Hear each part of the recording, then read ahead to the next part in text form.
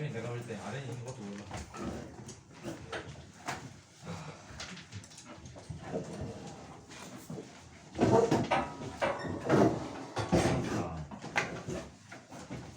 안 온 사람 아니?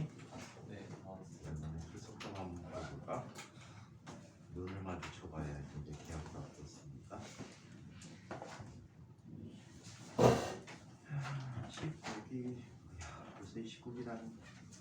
오름이, 진화, 이결이, 주먹을 쳐야지. 가기 전에. 그래서 이진이 누가 고개 끄덕거리래? 고현이, 강이, 대일이, 불만이, 성이, 대현이, 용재. 이렇게 목소리 때 힘이 없냐? 죽음의 길로 이제 끌려가는 것 같지 않니? D-8이니? 신랑하니? 너네는 이제 노예 생활 시작하는 거야. 내신에 좀 가고 좀 이건 좀 새로운 계획이 없을까? 내신의 노예 생활 창의적인 과학 활동을 시켜주고 말이야. 대체 연구가 중요하고 논문을 쓰려던가. 그런 게 훨씬 낫잖아. 실제로 그 활동을 미국의 토마스 잭슨이가 그런 활동을 시켜. 그리고 그냥 막 흉내내는 게 아니고 인근의 유명 대학교가 갖고 교수팀 이제 교수 연구팀에서 실제 역할을 맡아갖고 한단 말이야. 그러니까 나중에 아이들이 엄청나게 더 많은 걸 배우지. 근데 그런 과제들이 우리나라에서 지금 없어. 전에는 어린이를 제한적으로 할 때 선생님들 다 하지 않고 학교에서 선발해갖고 제한된 학생을 할 때는 제한된 학생들이 할 때는 이 어린이 굉장히 비중이 컸지. 대학교의 자소서에 쓸 정도로 그게 비중이 컸는데 최근에는 다 쓴 거야? 수업을 이렇게 열심히 해서 이거 안에서 5일 지우개 부족하겠다. 어저께 부원장님 안 오셨나? 그래서 좀 대체적으로 과학부 학생들이 학문에 몰두하다가 대학을 최소한 어디야? 부산형제들처럼 세세애들처럼 최소한 칼쓰는 갈 수 있게끔 보장을 해준다든가. 그게 필요한데 굉장히 실망스러워. 역차별 받고 있잖아. 이미 5기 때는 애들이 막 거의 절망감에 쌓여갖고 다 자퇴해버렸잖아. 5기가 그전 기존 정원이 63명인가 69명이었다가 과거 설치법에 의해서 한 반에 23명까지 수업을 할 수 있어갖고 아마 69명인데 69명이 안 찼을 거야. 제주도에 그때 과학부가 없을 때 제주 애들을 전국과학부에서 2명씩 뽑았거든. 근데 인천과학부에는 지원을 안 해갖고 아마 좀 인원수가 부족했을 텐데 갑자기 정원을 92명인가 늘린 적이 있어. 그때가 이제 5기 때인데 그때 선생님이 가르친 애들이 한 40명 정도 들어갔지. 한 10명 빼놓고 다 자퇴해버렸어. 비교 내신제라는 걸 시작했거든. 지금 이제 너네 학교 내신이 일반 학교 내신하고 똑같이 취급받아.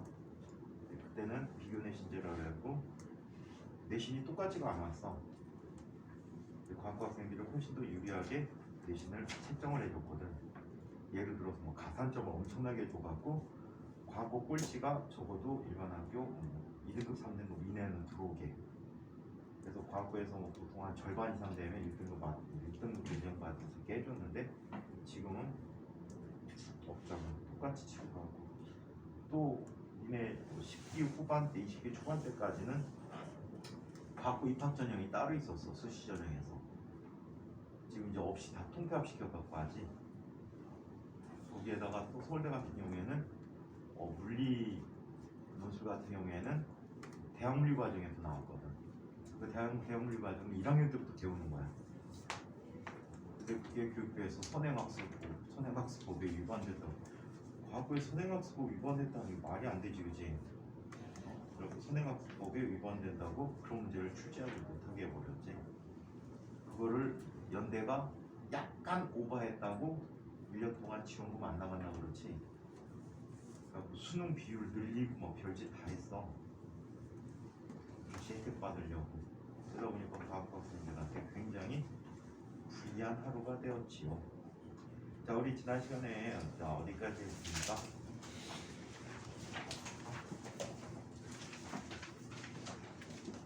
스킨 얘기구나.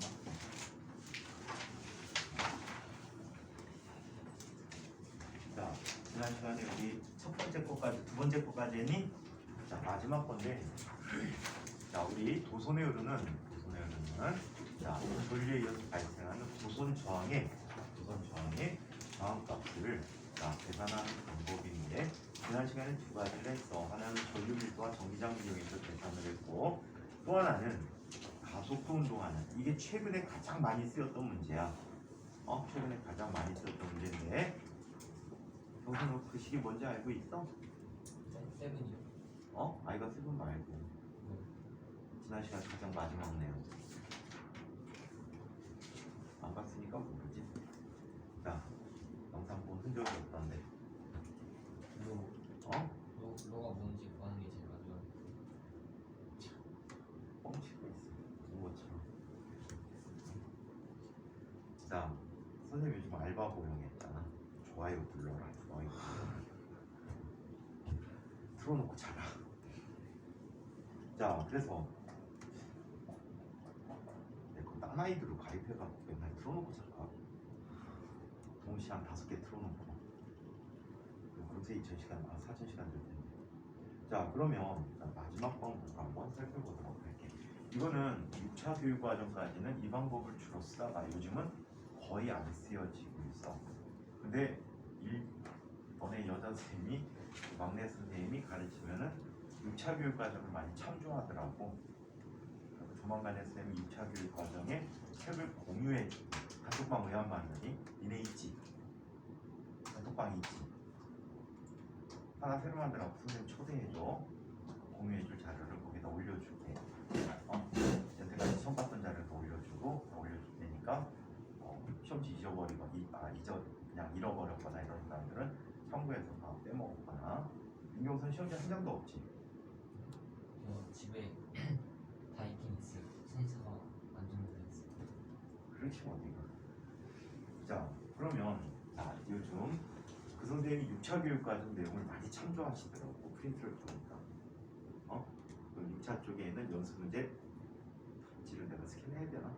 그걸 올려줄 테니까 한번 그걸 슬슬 풀어봐. 6차하고 7차 과정 책 올려줄 테니까 하이다. 응? 문제가 비슷해. 비슷한데 차근차근 풀면은 이런 게 있구나라는 걸 알 수 있을 거야. 그래서 시간 날 때마다 학교에 가고 하루에 뭐 한 5문제만 계속 풀어봐봐. 하루에 5문제 풀면 1년에 1,500문제 풀거든. 내년 올라갈 때 되면 실력이 어마어마하게 쌓여가고 학교에서 물리 지정 소리는 듣겠지. 그리고 물리 지정될 사람이 은한이가 있다지. 은한아. 은한이래네. 한결아 물리 지정될 거지? 너 춤과 물리의 지존이 되는데 알겠니?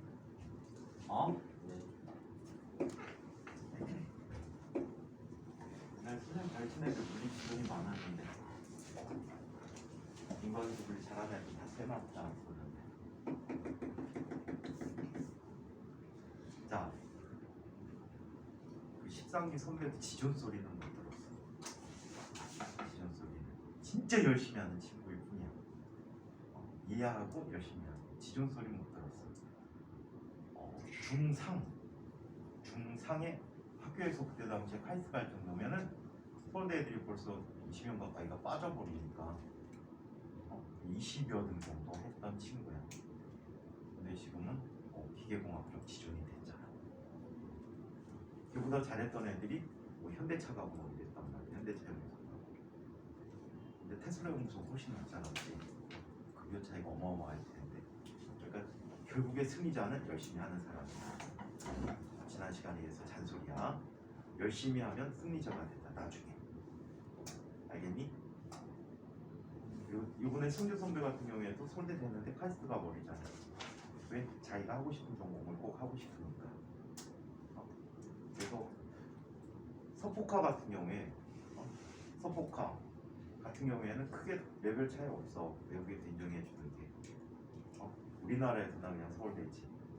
서포카 같은 경우에는 크게 뭐 레벨 차이가 안 드니까 자기가 열심히 해서 카이스트 이상 학교 간다는 생각 갖고서는 뭐 하시면 돼.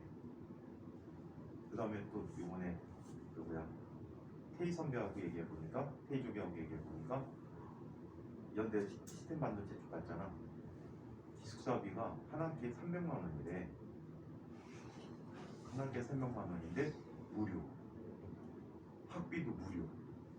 효자지. 성대 반도체 가면은 도효자야. 학교에서 용돈도 주잖아. 그래서 그쪽으로 뭐 반도체 쪽 계속 공부해갖고 반도체는 미국에서 서부 쪽이 좀 강하거든. 뭐 칼텍이라던가 아니면 스탠포드라던가 그런 학교들이 좀 강하니까 그쪽에서 전기전자 쪽 전공해서 반도체 쪽 전공해갖고 미국 회사에 들어가. 미국에서 삼성 법인의 직원을 따로 뽑아. 예를 들어 삼성이라고 삼성 법인 회사들이 따로 있어. 아니면 인텔 들어가야되던가. 거기서 한 10년 경력 쌓이면은 한국에 아마 스카우트 제의가 들어올 거야. 쟤 한국이냐? 그러면은 최소 연봉 10억 이상 스카우트 들어올 거야. 괜찮지? 한국에 와봤자 월급쟁이야 그냥. 학부 졸업하고 예를 들어 성관 졸업해가지고 삼성 들어갔다. 성관 들어가 삼성 들어갔다 그러면은 초봉이 아마 대충 선생님 기준으로 생각할 때 한 7천만 원 정도? 연봉 7천 정도? 초봉이? 거기다 뭐 연말에 뭐 프로피시어드 이군배금 받으면 연봉 한 1억 정도? 근데 들어가기 자체가 일단 힘들잖아. 인맥들이 막 끌어줘야 되는데 한국하고 인맥이 좀 별로 안 생기거든. 그러니까 좀 생각을 잘해갖고 자기 미래를 결정. 진짜 중요하고 지금 공부도 중요하지만. 자, 이쪽에 전류가 또 있어. I라는 전류가 있어. 단면적이 A고 이 구성의 길이가 L이야. 이때 전자가 있는데 말이야. 이 전자는 2야. 그리고 전기장은 전류 방향과 동일한 방향으로 이렇게 흐르고 있지. 자, 이때 이 전자는 일정한 속도, 표류 속도라는 속도로 이동한다라고 가정을 하는 거야. 우리 눈에 안 보이는 세계니까 여러 가지 모형을 이용해서 가정을 한단 말이야. 그래서 세 번째 모형이야. 자, 얘는 어떤 힘을 받아서 운동할까? 이 E라는 힘을 받아서 운동을 하겠지. 근데 등속도로 운동하는데 힘을 받았는데 등속도 운동한다는 건 무슨 뜻이야?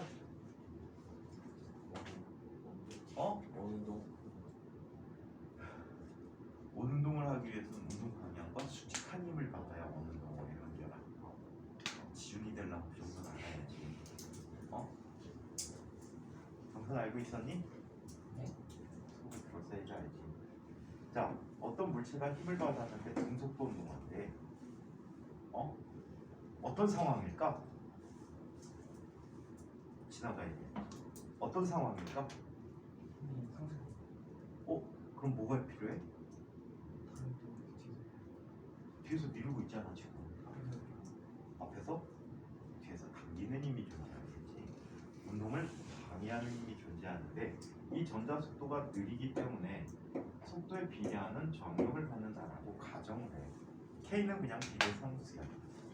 비례상수. 원자 내 여러 가지 구조라던가 또는 원자 내 전자 수와 관계된 비례 상수가 됩니다. 자, 그렇다면 그 힘이 같대요. 자, 작용하는 힘들의 합을 살펴봤더니 얘는 E 마이너스 K분인데 이 값이 0이라고. 자, 그럼 V라는 값은 얼마가 돼? K분의 2라는 값이 돼버리지. 그렇죠? i가 세분식을 또 이용해 보자. i가 세분식 참 많이 이용해 여기서는. i가 세분식을 이용하게 되면 얘는 뭐가 돼? v는 aem분의 i 라는 값이 돼버리겠지. 그죠? 맞아? i가 세분식을 이용한 거야. s 대신에 a로 바꿔 쓴 거야. 면적으로. 자 그러면 이때 나타나는 전기장 2라는 값은 얼마가 돼버리지? 다 이항시켜버리지. 얘는 2에 n의 2의 제곱분의 k 곱하기 a분의 i라는 값이 돼요. 이때 이 두 선의 양당 간의 점이 차이 v는 전기장 곱하기 l이 돼버려. 길이가 돼버려. 전기장 곱하기 l이 돼버리면 얘는 n2 제곱분의 k 곱하기 a분의 l 곱하기 i라는 값이 됐지. 뭐가 보이지? 원법칙이 보이고 있잖아. 그죠? 원법칙이 보인다라고 해. 그래서 얘는 뭐가 돼? all i가 되었다.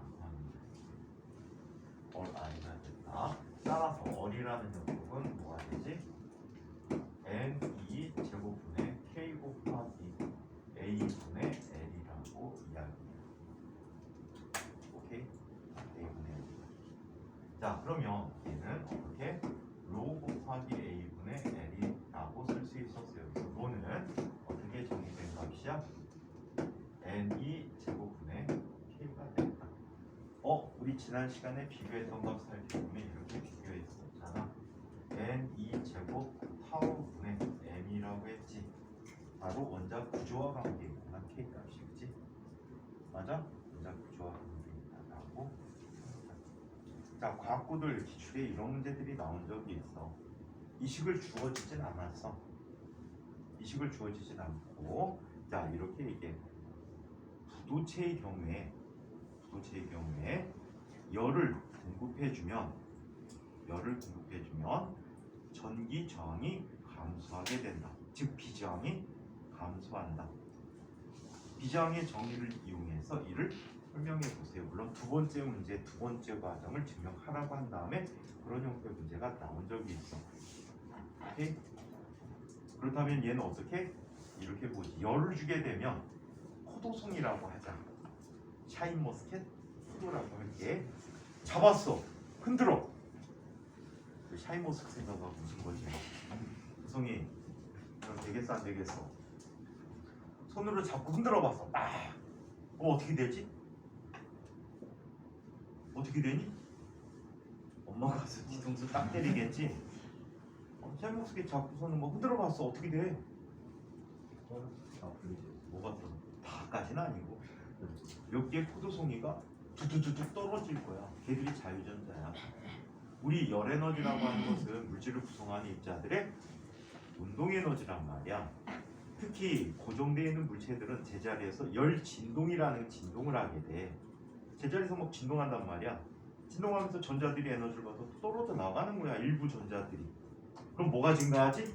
단위 부피 속에 전자수가 증가하지. 단위 부피 속에 전자수가 증가하니까 비저항이 감소하다. 이걸 찾아내는 게 문제였어. 그 디테일하게 낼 때는 상당히 디테일한 부분이기도 해. 이거 2학년 때부터 안 배우거든. 1학년 때만 배우거든. 그래서 1학년 때 시험에 나올 가능성이 상당히 높은 파트가 됩니다.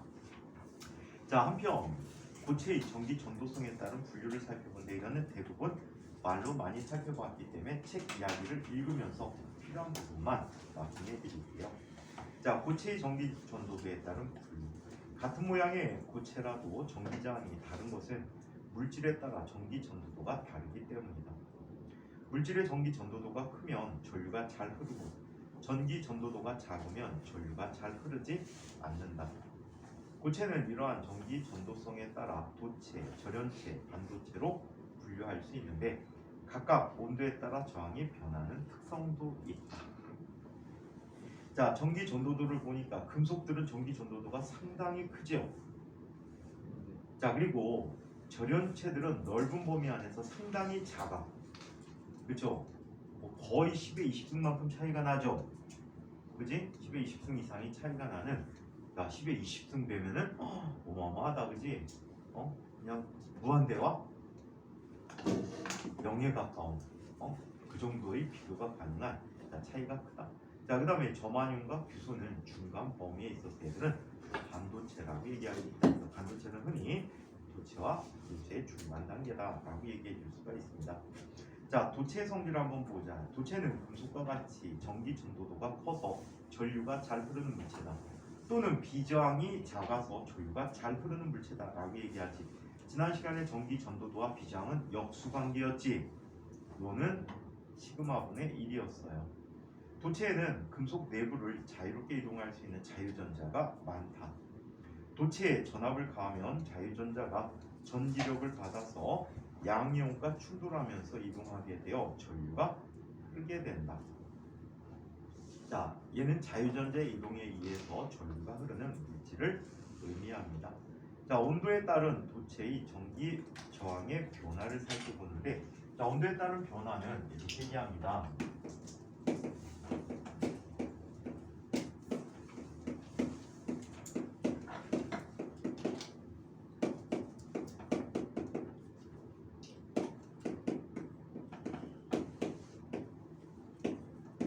자, 도체의 온도에 따른 비저항의 변화는 이런 관계를 갖게 되는데, 자, 그림을 통해서 원인을 살펴보고, 자, 식소계를 한번 살펴보도록 할게요. 자, 도체라는 녀석은, 도체는 일반적으로 원자 핵이 규칙적으로 배열돼 있지. 대표적인 원자 배열 상태가 지난번에 내가 물어봤었지.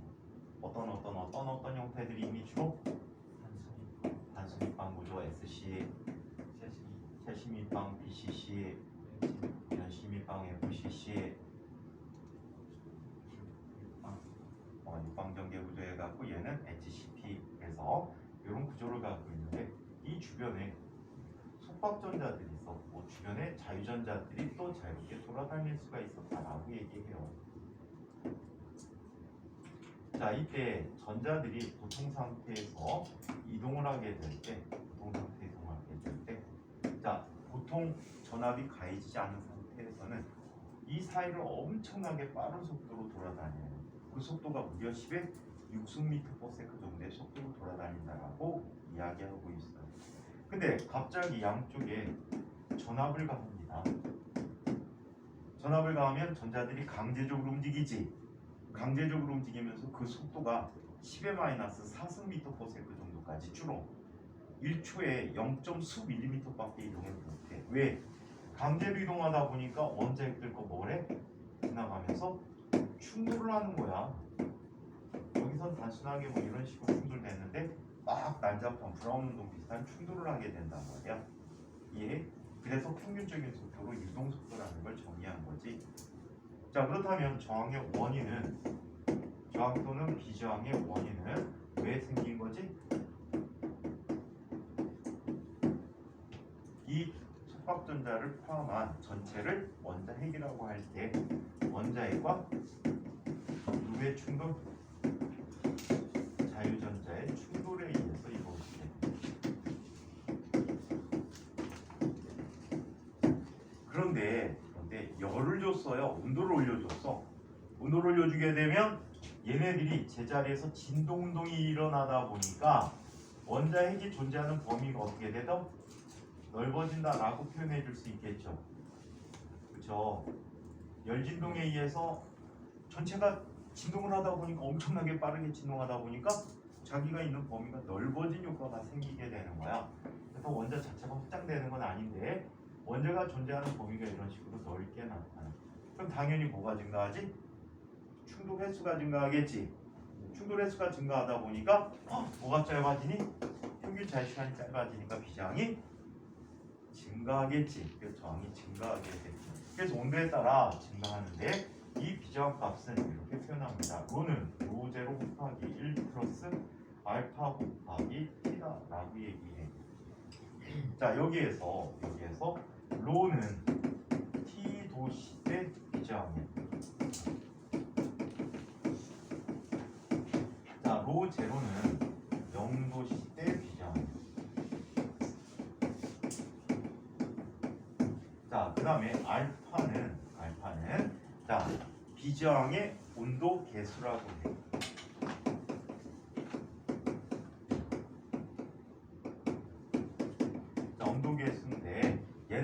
아주 특별하게 순수한 금속의 경우에는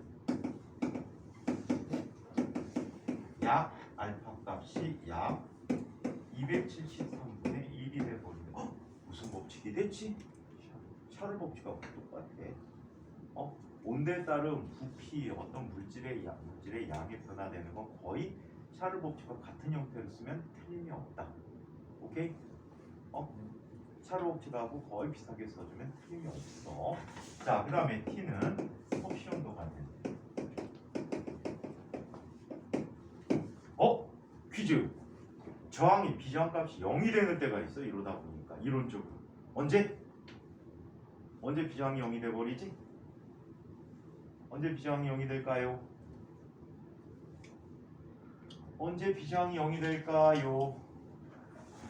네? 절대 0도일 때, 그치. 영하 273도가 돼버리면 누가 대답했어? 아니, 이게 참 시험제 표출 좀 해줘야 되는데, 제가. 세물 선생님도 얘기하시던데, 뭔지 아는 거 참 많다. 시험제 좀 표출 좀 해달래. 자, 얘는 비저항 값이 얘는 섭씨 온도야.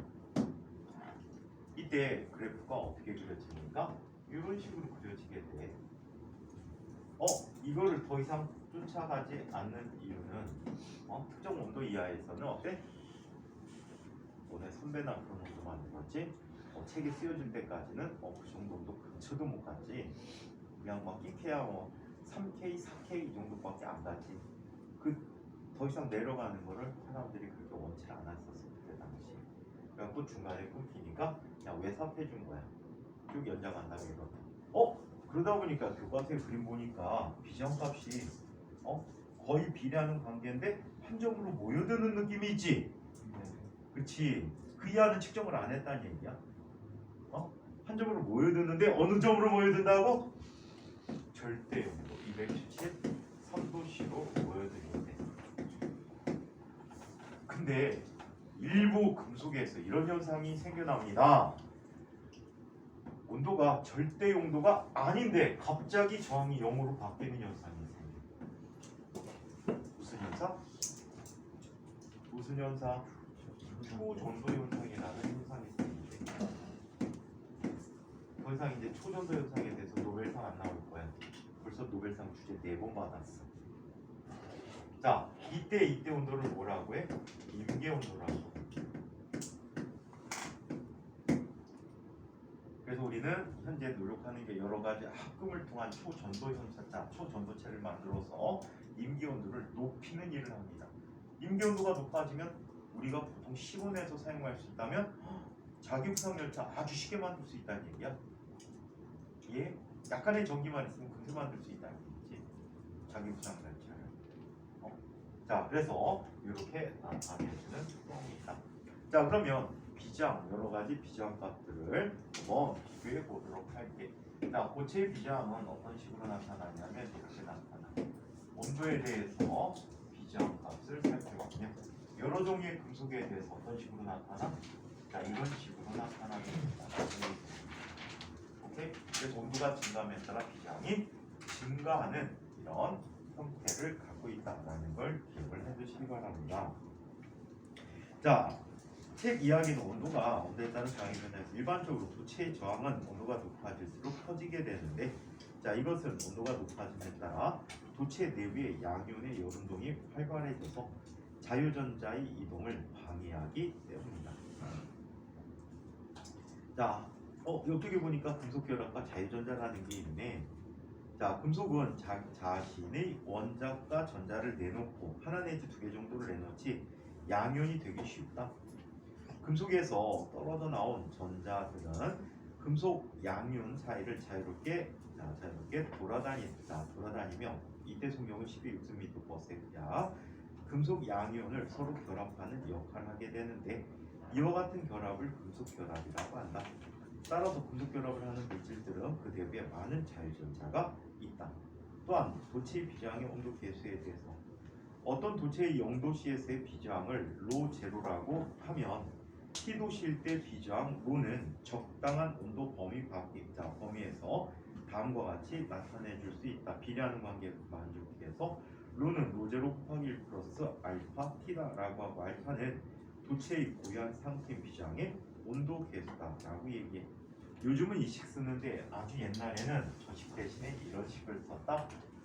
도체가 온도에 의해서 큰 부피 변화가 없다라고 할 때, 즉 단면적이나 길이 변화가 없다라고 할 때 얼이라는 값은 얼 제로 곱하기 1 플러스 알파 곱하기 t라고 쓰는 책도 있다. 오케이? 원래 비장 쓰는 게 맞아. 왜? 열을 받게 되면 도체의 단면적과 길이가 변하지. 열팽창에 의해서, 그지? 변화되는데 그거를 무시하고 쓴 식이야. 그래서 이것도 옛날에는 많이 이용했던 식입니다. 자, 이번에는 절연체에 대해서 한번 살펴보도록 하자. 절연체.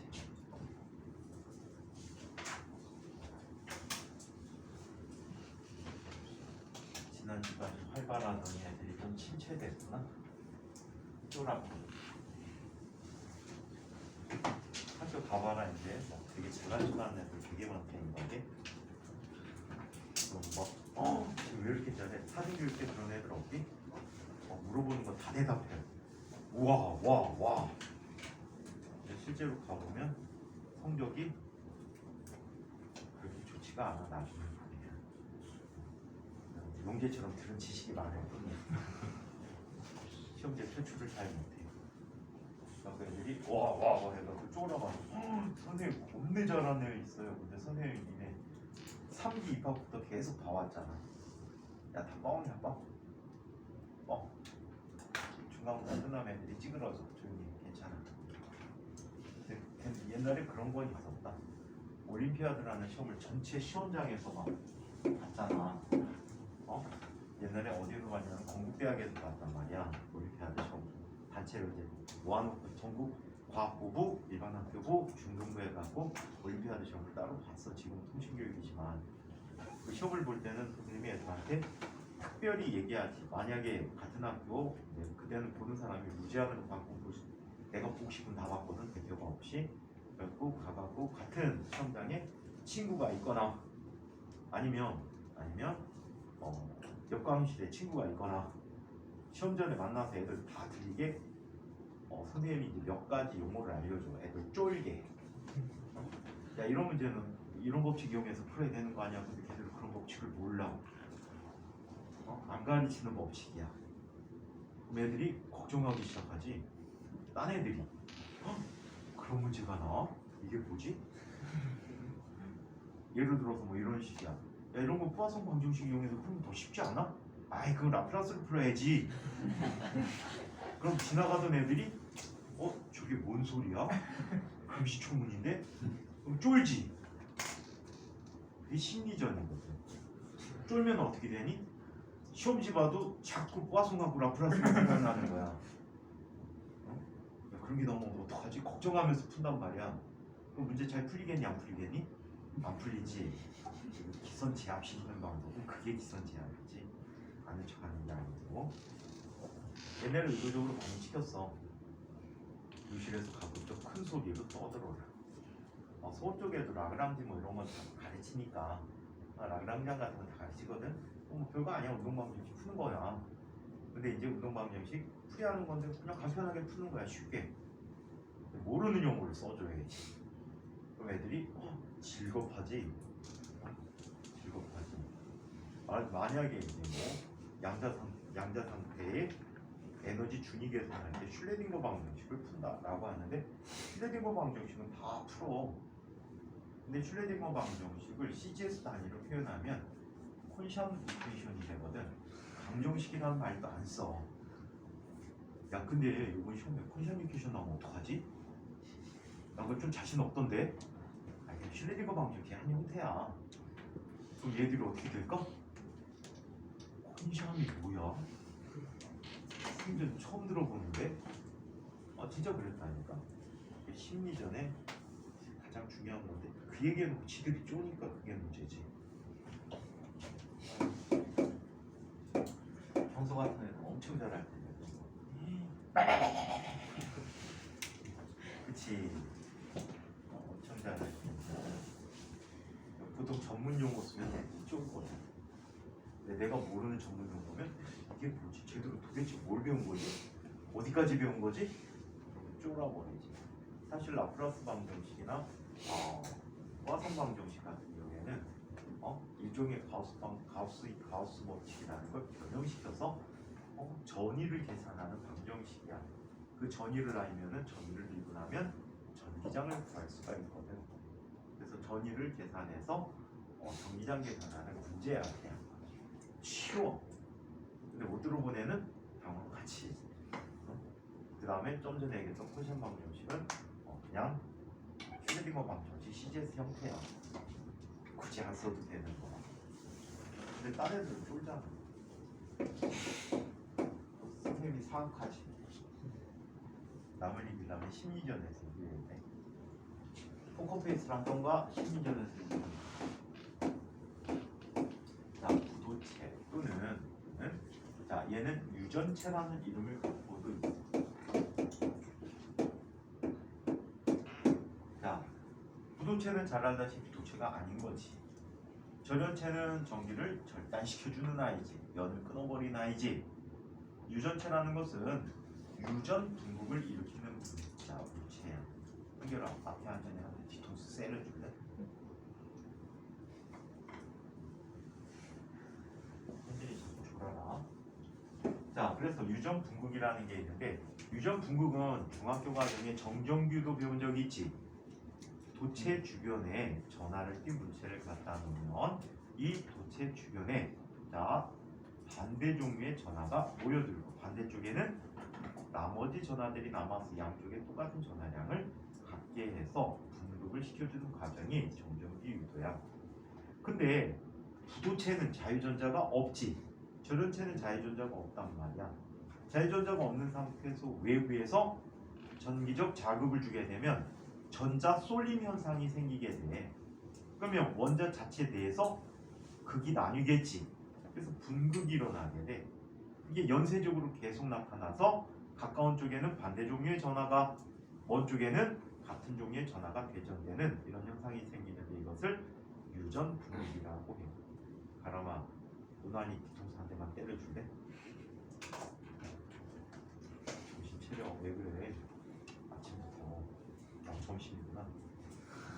자, 그러면 절연체의 특징을 보자. 전기 전도도가 작아. 그래서 전류가 거의 안 흘러. 얘는 자유전자 수가 매우 적다라고 얘기합니다. 자유전자 수가 매우 적다. 저 현진이 저거 작은 눈 갖고서는 선생님은 속이려고 하는 거지. 떴어, 감았어? 뜬 거야? 정선아 대야지 확 티나지. 진아, 용재, 현진이는 티가 안 나. 자, 그러면 계속 전연체는 자유전자가 거의 없어서 전압을 가해도 전류가 흐르지 않는다. 자, 온도에 따른 전연체의 저항 변화. 샤인 머스크를 생각하자. 머스켓. 근데 머스켓 여기 더 남을 것 같지 않니? 자, 샤인 머스켓을 생각하자. 샤인 머스켓 생각하면 어떻게? 흔들어. 그러면 자유전자들이 두두둑 떨어진단 말이야. 그 생각을 하란 말이야. 그럼 전류가 더 잘 흐르겠지. 심하게 흔들수록 더 많이 떨어질 테니까 더 잘 흐르겠지. 자, 온도에 따른 절연체의 저항의 변화를 보자. 온도가 높아질수록 절연체의 저항이 감소하는데 이것은 온도가 높아짐에 따라 원자에서 전자들이 분리되어 이동할 가능성이 높아지기 때문이다. 그래서 부도체 같은 경우에, 절연체 같은 경우에는 그래프가 어떻게 그려져요? 자, 온도에 대해서 비저항 값을 살펴보면 감소하는 그래프예요. 근데 얘와 얘 차이가 어마어마한 차이지. 높이 차이로. 그래프 생략 표시를 할 정도로 차이가 큰 거야. 아니면 로그 그래프 그리든가. 로그 그래프 본 적 있니? 지수들만 써갖고 나타내는 그래프야. 선생님이 학교 다닐 때 로그 그래프를 본 적이 없었어. 얘기만 들은 적이 있었어. 근데 회사 갔더니 로그 그래프를 주더라고. 연구 보고서 써야 되는데 로그 그래프를 줘.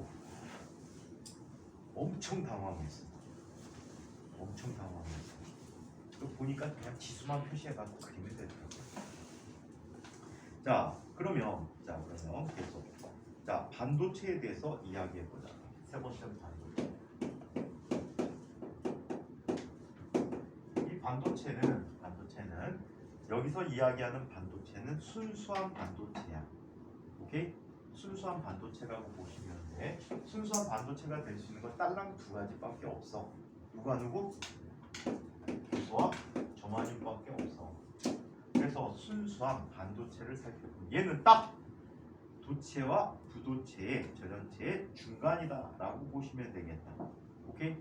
도체와 절연체의 중간이다. 옛날처럼 부도체 쓰는 게 더 좋은데. 도체, 부도체, 반도체 좋잖아 이름이 그지? 뭐 굳이 거기다 절연체라고 많이 쓰는지 난 이해를 못하겠어. 책을 복잡하게 만드냐? 무식한 새끼들 책 팔아먹으려 그지? 자 그래서 전기 전도도가 도체와 절연체 사이의 물질이다. 딱 중간 정도의 값을 갖고 있어. 위에 나타나는 값 비슷하게. 자 그래서 규소, 저마늄 등이 반도체에 속하는 여기 얘네들이 반도체에 속하며 실온에서 일반적으로 10-10승에서 10의 2승 per ohm라는 전기 전도도를 갖고 있다. 자 얘도 역시 온도에 따른 반도체의 전기 저항을 보면 이래 0켈빈에서 반도체도 자유전자가 하나도 없어. 오케이? 0켈빈에서는 절대온도에서는 반도체도 전자가 하나도 없어. 근데 열을 주게 되면 흔들어. 떨어져 나가겠지? 근데 누구보다 더 쉽게 떨어지니?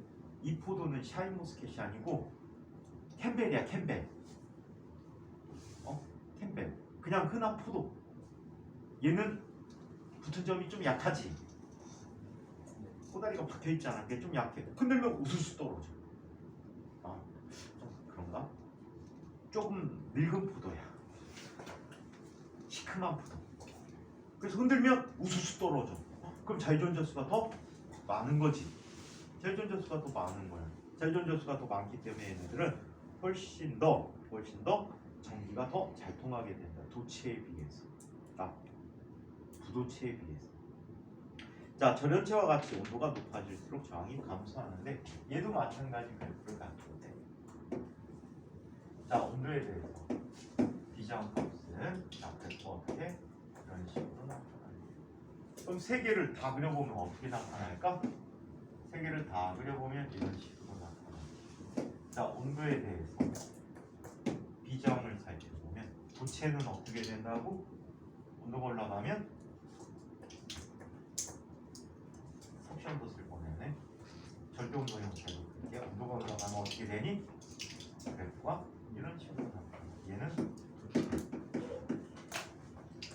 자, 그래프 줄임표.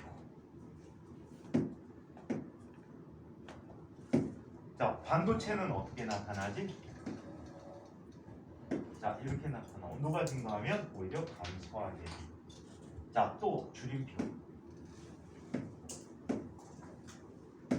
자, 부도체는 어떻게 나타나지? 절연체도 이렇게 나타납니다. 오케이? 그래서 얘는 절연체. 얘는 반도체. 얘는 부도체다. 라고 해서 그 값 차이가 어마어마하게 큰 차이를 갖고 있다라고 보시면 될 것 같아요. 자, 그래서 이렇게 나타내는데 그 값들이 앞바닥에 32쪽에 표로 나와 있습니다. 몇 가지 그냥 한번 보죠.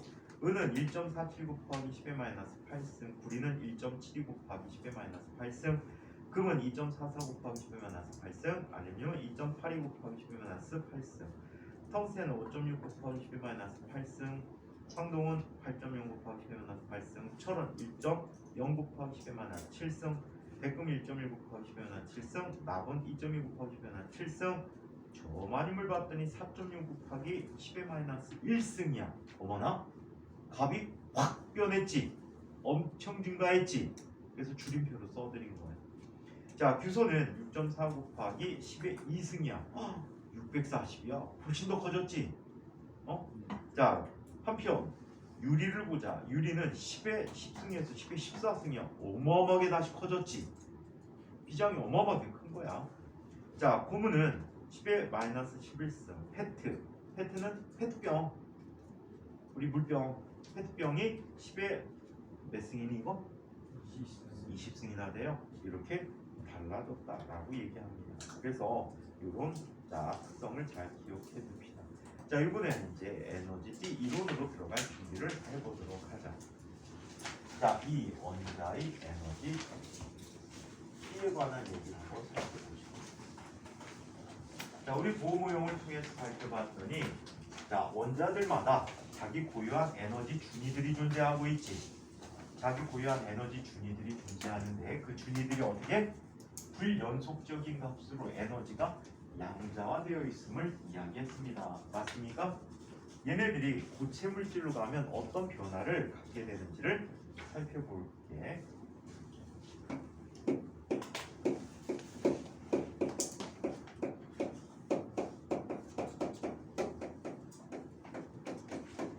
자, 원자의 에너지 준위와 고체의 에너지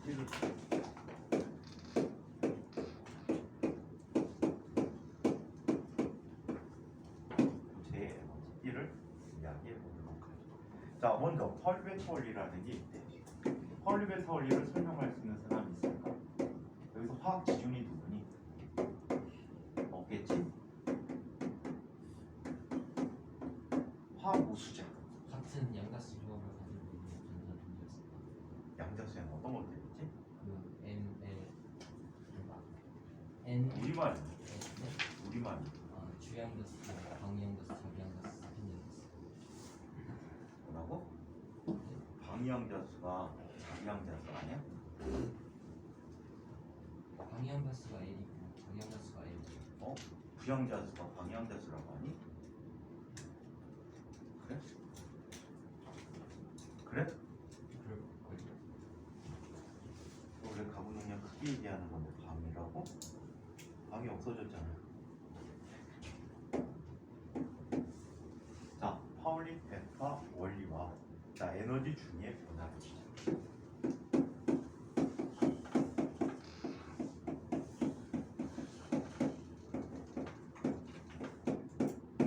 자, 파울리 베타 원리의 가장 간단한 것은 동일한 양자 상태를 갖는 전자는 두 개 이상 존재하지 않는다야. 오로지 하나다, 유니크하다라고 표현해주고 있어. 자, 이 양자수의 조합은 주로 자, 주양자수, 부양자수가 궤도양자수야. 아마 그래서 화학 시간에 궤도양자수라고 배웠을 텐데. 그 다음에 자기양자수는 오비탈의 방향을 가리켜서 방위양자수라고 할 텐데, 선생님 기억에는. 자, 그 다음에 스핀양자수. 이 세 가지가 있어. 보통 우리 주양자수라고 하는 것은 필기하지 마. 주양자수는 궤도 껍질을 얘기하지. 만약에 주양자수가 1, 2, 3, 4, 5 이런 식으로 똔똔똔 나타났다라고 얘는 껍질이야. 그럼 얘는 K 껍질, L 껍질, M 껍질, M 껍질, O 껍질 이런 식으로 나타나는 약속으로 쓴 거야. 오케이? 자, 그다음에 부양자수라고 흔히 표현하고 있는 궤도양자수는 자, 얘는 전자의 가분동량을 뜻해줘. 궤도 운동에 의한 가분동량을 뜻해주게 돼. 그래서 얘는 오비탈의 종류를 결정해 주거든. 얘는 항상 어떤 약속이 있지? n은 n-, 얘는 0부터 n-1까지의 값들을 갖고 있는 거지. 맞습니까? 자, 그래서 n이 1일 때는 0, 2일 때는 1, 3일 때는 2, 4일 때는 3 이런 식으로 나타나서 얘는 자, 무슨 오비탈? s 오비탈을 뜻해주고, 얘는 또 무슨 오비탈을 뜻해주지? p 오비탈 뜻해주고, 얘는 d 오비탈 뜻해주고, 얘는 f 오비탈을 뜻해주게 된다고 해요. 오케이? 자, 그래서 이렇게 이야기해주고 있고, 자, 그 다음에 자기양자수라는 게 있지. 자기양자수는 오비탈의 배향을 알려줘. 오비탈이 어떤 방향을 가리키는지를 알려주는데, 자, 이 m 값은 마이너스 L에서 L까지의 값들을 포함하고 있지. 그래서 S 오비탈 같은 경우에는, 자, 얘는 어때? 0만 존재하지. 얘는 구형 분포를 갖게 돼. 그지? 그 다음에 2S 이상부터는 구껍질 형태를 갖게 되지. 형태들이. 자, 그 다음에 P 오비탈 같은 경우에는 얘가 1이니까 마이너스 1, 0, 1이 돼버려. 그래서 얘가 보통 PX, PY, PG가 된다라고 하고, 한 오비탈당 전자 몇 개씩 들어가니? 2개씩 들어가. 어떻게? 스핀 양자수에 의해서. 스핀 양자수는 마이너스 2분의 1또는 2분의 1을 갖게 되겠지. 디오비탈 같은 경우에는 어떻게 나타나니?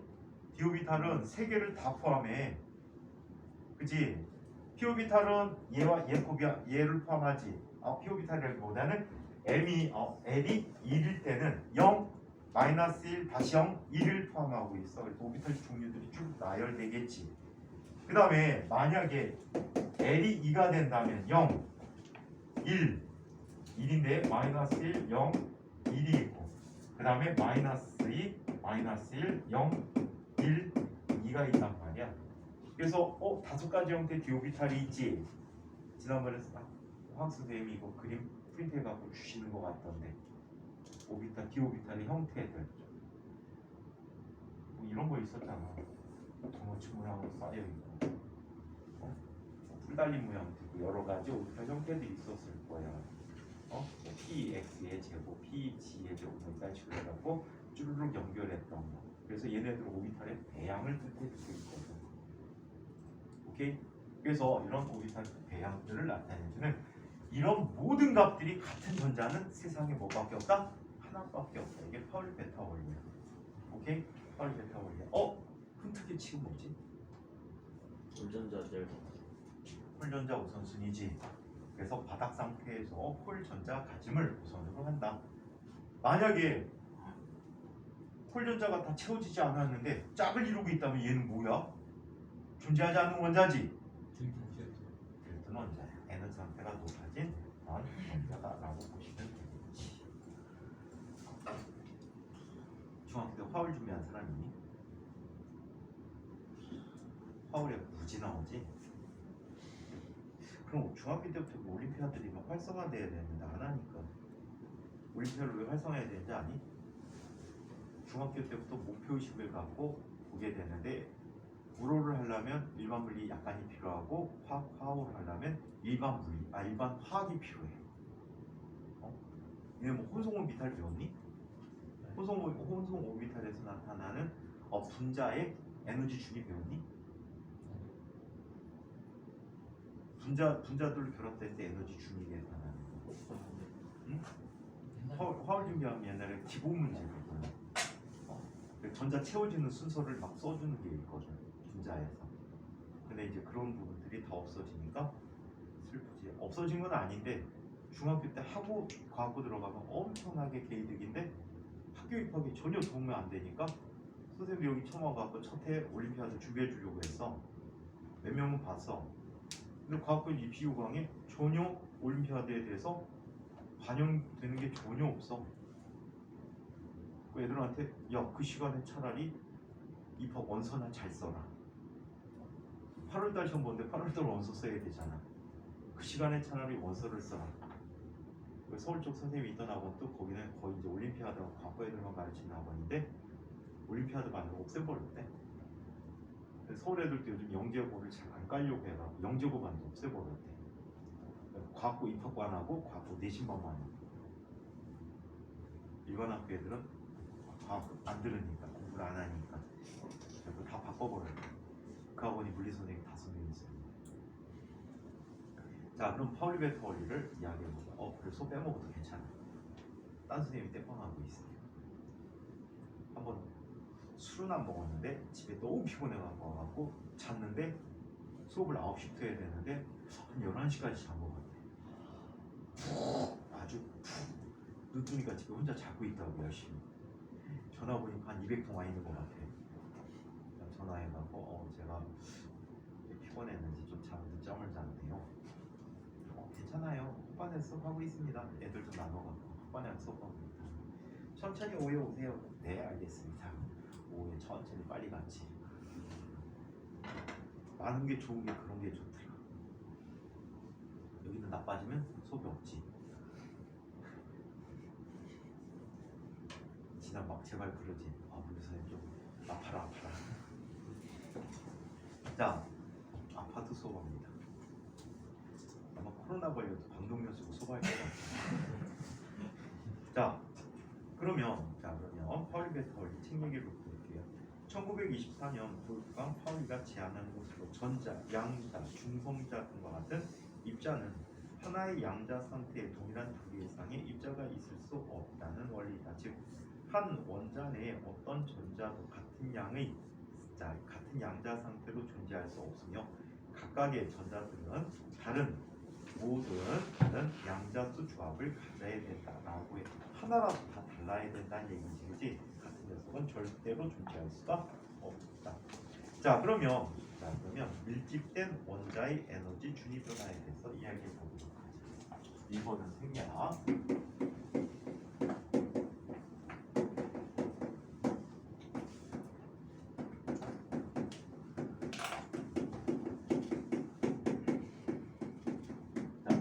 원자의 에너지 준위를 첫 번째 기체 원자 하나를 한번 볼게요.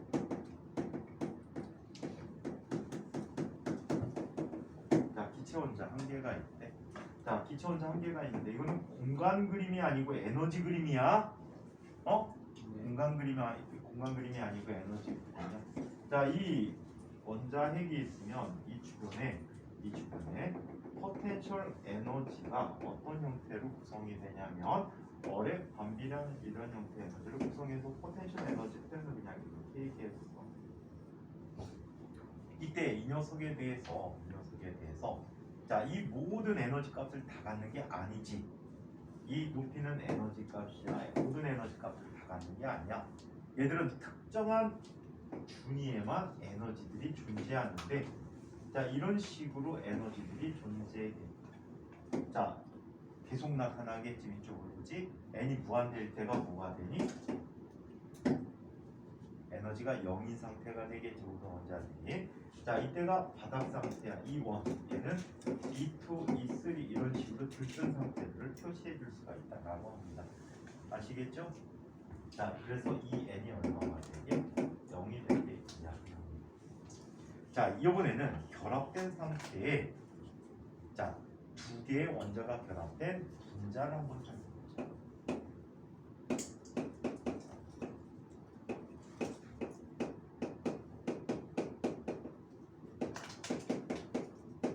자, 두 개의 원자가 결합된 상태. 동종 원소 두 개가 결합됐으니까 분자가 되겠지.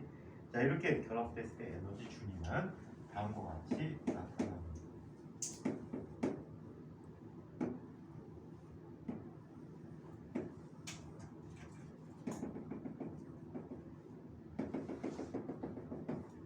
자, 얘네들도 역시 포텐셜 에너지 형태를 보면 이렇게 되는데 가운데는 중첩이 되어 있어. 그래서 보니까 거의 바닥 상태 에너지는 각 원자들마다 독립적으로 이렇게 존재하게 돼. 보통. 오케이? 바닥 상태는 자기 자신의 고유한 바닥 상태들을 갖게 돼. 원자에게 굉장히 밀접되게 안쪽에 있기 때문에 그래. 자, 근데 두 번째 에너지부터가 뭐지? 얘가 E2인데 동종의 원소라면 E2가 서로 어때야 돼? E2가 서로 어때? 같지? E2가 같단 말이야. E2가 같으면 이 상태의 전자가 두 개가 존재할 수가 없겠지. 이런 에너지를 갖는 전자는 두 개가 있을 수가 없단 말이야. 그래서 어떤 일이 생깁니까? 얘가 스프릿이 일어나 살짝 어긋나는 거야. 칠판에 그리면 되게 차이나게 그렸는데 이거 차이 거의 없어. 나중에 이게 원자 수가 10의 23승계를 다뤄야 되거든. 그럼 10의 23승계가 좁은 영역에 딱 그려져야 되니까 여기서는 그냥 분리된 것처럼 보이지만 실제 엄청나게 자세히 봐야지 분리된다라고 이야기할 수가 있어. 마찬가지 E3 상태도 에너지 준위가 이렇게 분리된 상태로 E3가 존재하게 됩니다. 위쪽 계속해서 이렇게 나옵니다. 자, 그러면 고체 상태일 때는 어떨까?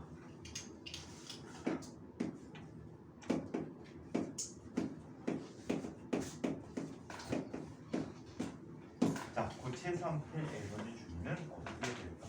얘는 훨씬 더 많은 원자들이 배열이 됐겠지.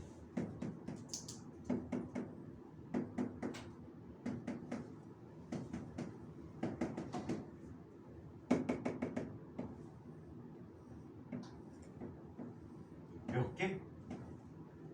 10의 23승계 최소 아보가드로 수, 최소 아보가드로 수 이상의 원자들이 배열이 되어 있는 거야.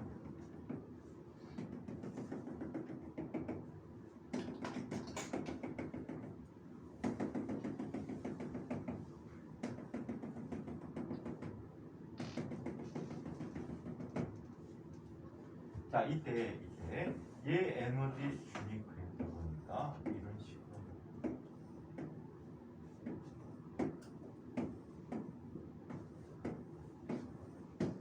엄청나게 많을 수가 있습니다. 이때 바닥 상태는 거의 고유값으로 각각이 다 갖고 있다라고 볼 수 있어. 자, 두 번째 에너지 준위가 문제가 되지. 자, 두 번째 에너지 준위들은 어떻게 되니? 얘네들이 엄청나게 좁은 영역에 몇 개? 10의 23승계의 이 에너지 그림을 그려줘요. 보니까 거의 어떻게 보이지? 거의 어떻게 보이니? 연속적으로 보이지? 뭐처럼? 띠처럼, 허리띠처럼. 오케이? 띠처럼 보이더라. 그래서 얘가 에너지 띠가 되는데 자세히 보면 얘네들은 다 어떻게 된 거야? 하나하나가 다 어떻게 분리가 되어 있는 거예요. 오케이? 하나하나가 다 분리되어 있는 띠를 의미해요. 예? 자, 그다음에 E3 같은 경우에도 엄청나게 많은 수의 자, 에너지 준위들이 겹쳐져 있어.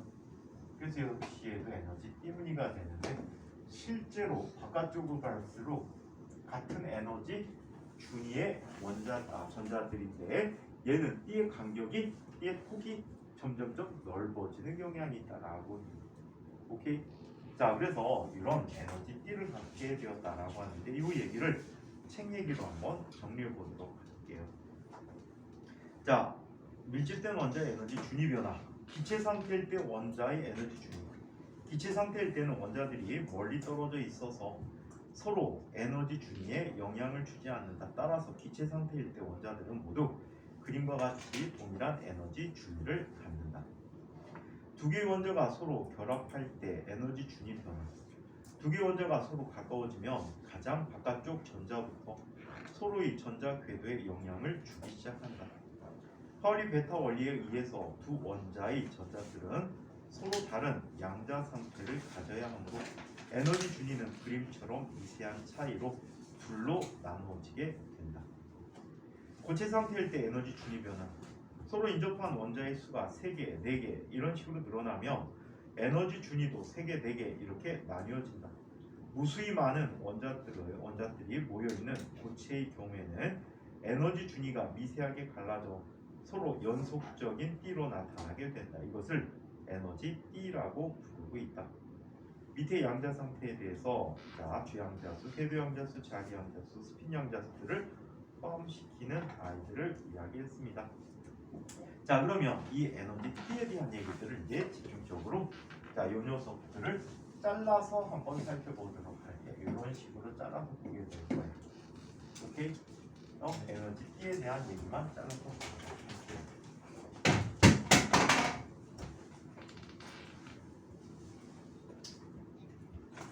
살 빠지고 날렵해졌어.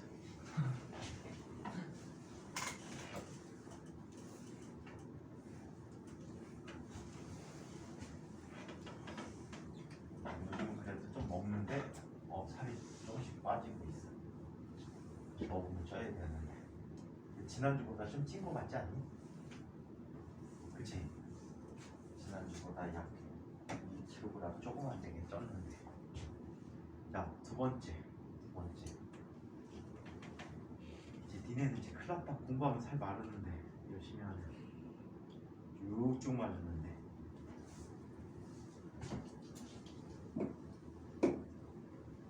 승주 선배 빼고.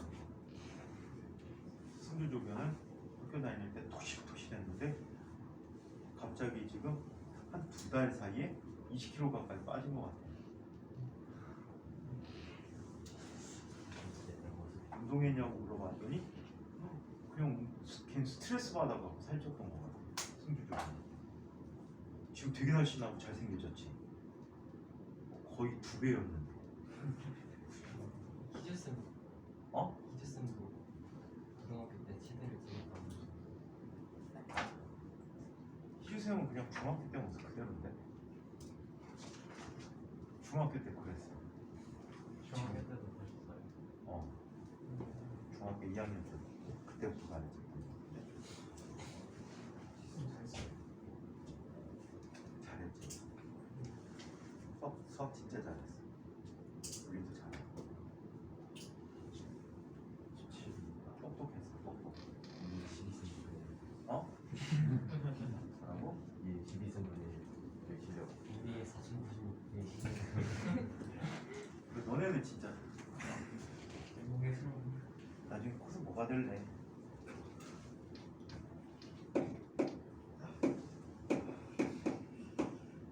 그때 다른 학원에서 가르쳤던 선배들은 희주쌤하고 동기일 거야. 걔네들은 선생님이 연성소 수업해가지고 걔네들은 4명인가 한 반에 있었는데 걔네들은 3명인가 서울대 갔다 왔어. 자, 고체의 에너지와 전기 분리수.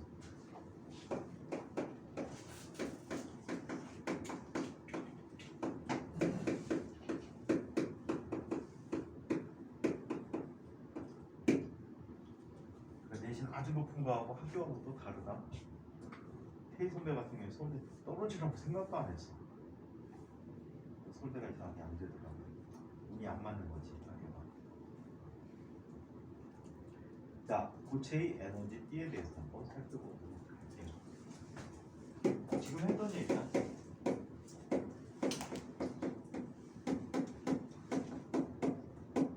자, 고체 에너지 D들을 살펴보는데 고체 에너지 D들은 자, 이렇게 이야기해 줄 수가 있습니다. 자, 에너지 D 그림만 얘기해 보면 이렇게 얘기해.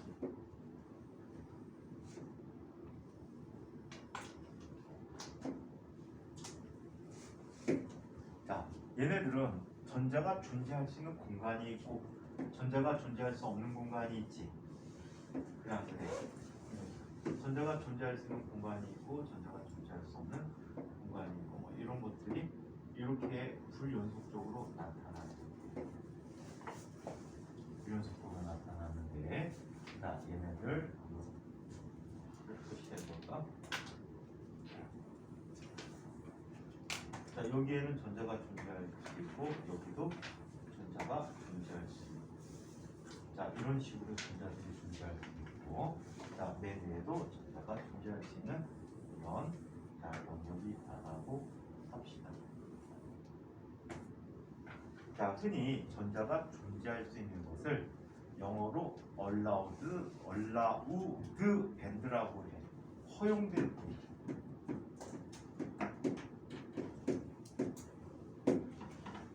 얘도 허용된 띠지. 자, 얘는 사이는 금지된 띠야. forbidden band야.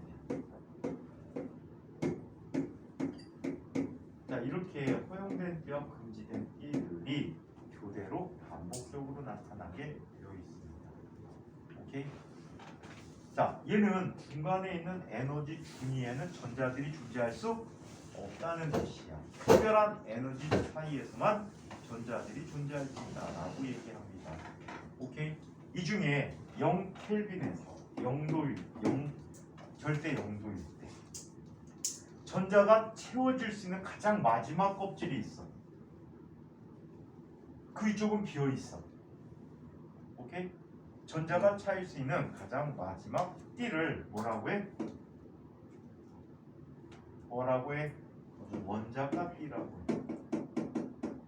요즘은 줄여서 원자가 띠라고들 많이 하는데 옛날에는 원자 가전자 띠라고 얘기했어.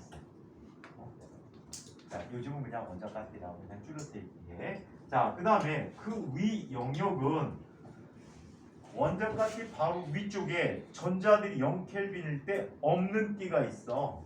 0켈빈일 때 전자가 없대. 자, 그러면 얘는 뭐 전도띠라고 이름이 붙어져 있어. 얘는 전도띠다.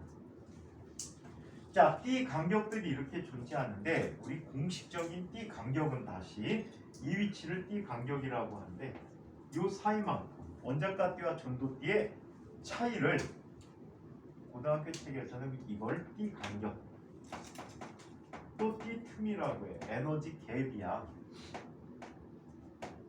띠 틈이라고 불러주게 돼. 이 띠 간격의 차이에 따라서 에너지 차이에 따라서 얘가 도체다, 절연체다, 반도체다 이렇게 구분을 해주고 있습니다. 아시겠죠? 오케이? 이 간격이 얼마큼이냐에 따라서 구분을 해줄 수가 있다라고 이야기해요. 책 얘기로 한번 이 부분을 정리해 보도록 합니다. 고체의 에너지 띠, 보통 물질은 아보가드로 수만큼 많은 수의 원자로 이루어져 있다. 따라서 수 전자볼트 정도의 폭을 갖는 한 개의 에너지 띠 안에는 10의 24승계 정도 규모의 에너지 준위가 매우 촘촘하게 모여 있어서 거의 연속적인 띠의 형태를 갖게 된다. 이 폭이 수전자볼트인데 이게 수전자볼트인데 이 안에 준위가 몇 개가 들어가? 10의 23, 10의 24승계가 들어가. 아보가드로 수만큼의 원자들이 존재한단 말이야. 그 원자 하나마다 전자 하나씩을 에너지 준위를 차지하게 해야 되기 때문에 자, 그렇게 많은 수의 띠들이 겹쳐 있다 보니까 연속적인 띠처럼 보이지만 실제로는 불연속적인 값들이다. 오케이? 실제로는 불연속적이다라고 얘기해 줄 수가 있어요. 자, 그래서 에너지 띠라는 것은 원자 내 전자가 에너지 준위에만 존재할 수 있는 것처럼 자, 고체에서도 고체에서 전자도 에너지 띠의 영역에서만 존재할 수 있다. 이렇게 고체 내에 전자가 가질 수 있는 일정한 폭의 에너지 영역을 에너지 띠라고 한다. 전자는 에너지 띠 사이에 영역의 에너지를 가질 수 없다. 원자가 띠와 전도띠, 원자가 띠 절대 용도 0켈빈일 때 고체 내의 수많은 전자들은 에너지 띠의 가장 낮은 에너지 준위부터 차례대로 채워나간다. 전자가 채워진 에너지 띠 중에서 에너지가 가장 높은 에너지 띠를 원자가 띠라고 한다. 언제? 0켈빈일 때. 오케이? 0켈빈일 때. 전도띠, 원자가 띠 바로 위의 전자가 채워지지 않은 에너지 띠가 전도띠다. 띠 간격. 원자가 띠와 전도띠 사이의 간격으로 원자가 띠의 가장 높은 에너지 준위와 전도띠의 가장 낮은 에너지 준위의 차이를 띠 간격이라고 이야기한다. 보통 원자가 띠와 전도띠 사이의 띠 틈에 대한 에너지 크기를 띠 간격이라고 합니다. 자, 도체는 이 띠 간격이 없어요. 붙어있다라고 보거나 또는 원자가 띠가 비어있는 아이다라고 표현을 해주고 있고요. 그리고 전도띠도 역시 붙어있고 그 다음에 도체 같은 경우에는 전연체 같은 경우에는 자, 이 띠 간격이 3전자볼트 이상인 경우를 이야기해. 3전자볼트면 전자 하나가 에너지치고는 굉장히 큰 편이거든. 올라가기가 쉽지 않다는 얘기야. 자, 그리고 일반적으로 반도체 같은 경우에는 0.3 전자볼트에서 0.5 전자볼트에서 3 전자볼트 사이 정도의 값을 갖고 있다라고 표현을 해주고 있습니다. 자, 고체의 전기 전도성에 대한 얘기를 살펴보겠습니다.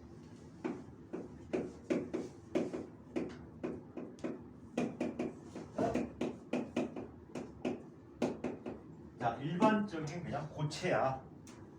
얘는 부체다, 반도체다 이런 얘기 하지 않을게. 진아야 뒤에 있는 한 대만 때려줄래? 저 커다란 눈이 꿈뻑하고 감겨있어. 티가 확 나잖아. 현진인데 같이 봐야 되거든. 김가입니다. 평소 눈이 왜 EBS 보면 방구대장 뿡뿡이 같은 만화에 나오는 만화가 아니고 그 큰 대가리 큰 인형 거기에 붙어있는 눈 같지 않냐? 평생 크게 떠봐봐. 딱 그거야.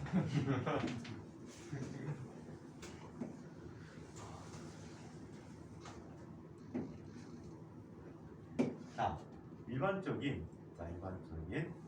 논에 대해서 한번 살펴볼게요. 자, 0켈빈일 때 전자가 가장 마지막 채워져 있는 이 띠. 색깔칠을 안 할게 지저분해서 이 띠를 뭐라고 해? 원자가 띠라고 해.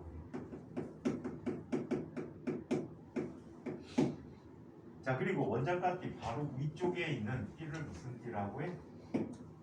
무슨 띠? 전도띠라고 하지.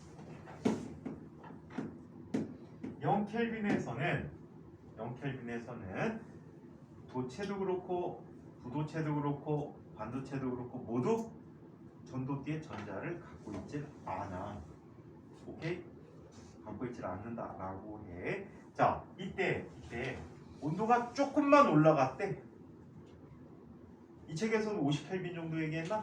그 얘기는 안 했구나. 온도가 조금만 올라가도 어떤 일이 생기니? 원자가 있던 전자가 이 D 강력만큼의 에너지를 받게 되면 전이를 하는 거야, 위로. 오케이? 전이를 하게 돼. 그럼 원래 전자가 있던 자리는 빈 구멍이 생기네. 그쵸? 자, 빈 구멍이 바로 전자가 올라간 나머지 빈 영역이 되는 거야. 자, 전자가 올라간 빈 영역이 원자의 빈 영역이 되는 거야. 이때 전자가 빠져나간 이 빈자리를 우리는 뭐라고 불러? 양공이라고 취급을 해주고, 빈 구멍인데 마치 전자가 빠져나가니까 무슨 역할을 하는 것처럼 보여? 플러스 전하의 역할을 하는 것처럼 보인다라고 해. 양공의 또 다른 이름은 정공이라고도 하고, 얘는 영어로 그냥 홀이야, 홀. 구멍이야, 구멍. 자, 한편 얘네들은 올라왔으니까 무슨 전자? 전도띠에 있는 전자에서 전도전자라고 하는데, 얘가 자유전자가 되는 거야. 자, 자유전자의 이동에 대해서는 플러스에서 마이너스로 흘러가고 있다는 거 알고 있는 거지? 그지? 플러스에서 마이너스로 흘러가고 있다는 것을 알고 있는 거지. 그런데 양공의 이동은 어떻게 이루어지는지 한번 살펴보자.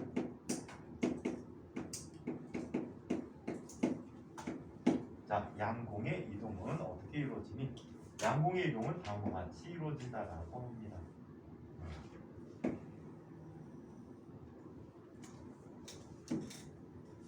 자, 이쪽에 자, 뭐가 있어? 플러스 극이 있고 마이너스 극이 있고 도체가 있는데, 자, 전자가 일부가 이쪽으로 빠져나가, 플러스 극 쪽으로. 그럼 여기에 뭐가 생기니? 빈자리가 생긴 거야. 이 빈자리를 채우려고 옆에 있는 전자가 이 구멍을 메꿔줘. 그럼 중성화되면서 여기에 다시 뭐가 생겨? 구멍이 생기겠지. 이 구멍을 옆에 있던 또 다른 전자가 또 메워져. 이 전자들은 속박돼 있던 전자들이야. 결합에 참여해서 원자핵에게 속박돼 있던 전자들 일부가 이렇게 움직여지는 거야. 자, 이 구멍을 메꾸려고 다시 이쪽에서 어때? 전자가 이동해. 그럼 여기에 뭐가 생겼지? 구멍이 생겼지. 자, 이쪽에서 전자를 다시 채워주는 거야. 실제로는 누가 이동하고 있니? 자유전자가 이동하고, 속박된 전자들이 이동하고 있는 거지. 그런데 마치 양공이 플러스 극에서 마이너스 극으로 이동하는 것처럼 보이더라는 얘기지. 오케이?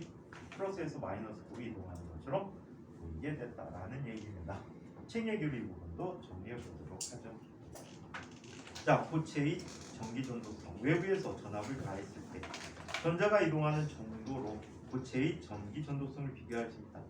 고체 내부의 전자의 전기력이 작용하여 이동하려면 전자의 에너지가 증가해야 한다. 즉 일부 전자가 더 높은 에너지 준위로 이동해야 한다. 그런데 파울리 베타 원리에 의해서 이미 채워져 있는 에너지 준위로는 전자가 전이할 수 없으므로 빈 에너지 준위가 있어야 되는데, 자 이때 전자가 전이하여 전류를 흐르게 해드라는 얘기지. 처음에 전자가 이동할 수 없을 때, 예를 들어 0켈빈 같은 경우에 원자 가스의 전자가 모두 채워져 있다면 전자가 전이할 수 있는 빈 준위가 없어서 전자 이동이 없지. 맞아? 자 부도체는 이 띠 간격이 너무 커서 열을 줘도 웬만하면 못 올라간단 말이야. 그러니까 자유전자가 거의 없고 양공도 거의 없다라고 해. 일부 있지만 너무 미약해서 무시할 정도. 오케이? 이해해? 반면에 자 일반적인 물질이라고 쳤을 때 에너지 간격이 크지 않다면 이렇게 전이할 수 있겠지. 전이하면서 자유전자와 양공을 동시에 생성해 같은 수만큼이 생기겠지. 그래서 밑에서 원자가스에서는 양공이 이런 움직임으로 플러스에서 마이너스로 이동하고 자유전자는 마이너스에서 플러스 쪽으로 이동하는 이런 모습을 보여주고 있다라고 합니다. 자, 전도띠에는 비어있는 에너지 준위가 띠 안에 있으므로 전도띠로 전이하는 전자는 고체 내부에서 이동할 수가 있다. 그래서 전자는 에너지 상태가 바뀌면서 자유롭게 움직이는 자유전자가 되었고, 양공이 생겨서 전자의 빈자리가 양공이 되어 전하가 이동할 수 있다라고 얘기합니다. 자유전자, 전도띠로 전이한 전자로 작은 에너지만 줘도 전자가 고체 내부를 자유롭게 움직이면서 에너지 상태가 바뀔 수 있다. 양공, 원자가스의 전자가 전도띠로 전이하여 원자가스에 생긴 전자의 빈자리이다. 원자가스의 전자가 빈자리를 차례대로 메우면서 양공이 이동할 수 있으므로 양공은 마치 플러스 전하인 것처럼 문자 이동을 하게 된다라고 합니다. 에너지 폭에 대한 얘기까지만 한번 볼게. 자, 에너지띠 구조를 보면 에너지가 낮은 에너지와 에너지의 폭이 에너지가 높은 에너지띠의 폭보다 좁은 것을 알 수 있다. 그 까닭은 낮은 에너지띠의 전자들은 원자핵에 가까운 곳에서 오랜 시간 머물기 때문에 바깥쪽의 높은 에너지 준위와 현 전자들에 비해서 서로 서로 덜 겹치므로 에너지 준위가 갈라지는 정도가 작게 나타나더라고 합니다. 그래서 이런 문제까지 세세하게 묻진 않지만 아무튼 오늘은 에너지 준위, 에너지띠에 대한 얘기를 봤고, 이 에너지띠를 이용해서 다음 시간에 물질들을 구분해 봅니다. 도체, 부도체 이걸 살펴보고 반도체 종류에서 불순물 반도체라는 것을 한번 살펴보도록 하겠습니다. 이 내용까지 질문 있는 분. 앞으로 진도는요 3월까지는 진도 계속 나갈게요. 오케이? 그리고 중간중간에 어려운 부분이 있으면 선생님한테 요청을 하세요. 그분은 새로 따로 시간을 조금 빼갖고 이제 3시간 10분 하니까 따로 빼갖고 그 부분은 설명을 따로 드리도록 할게요. 오케이? 그래서 좀 학교에서 하다가 좀만 어려웠으면 선생님한테 미리 단톡방 만들어 놓고 빨리 보내. 깨톡으로 보내주세요. 선생님이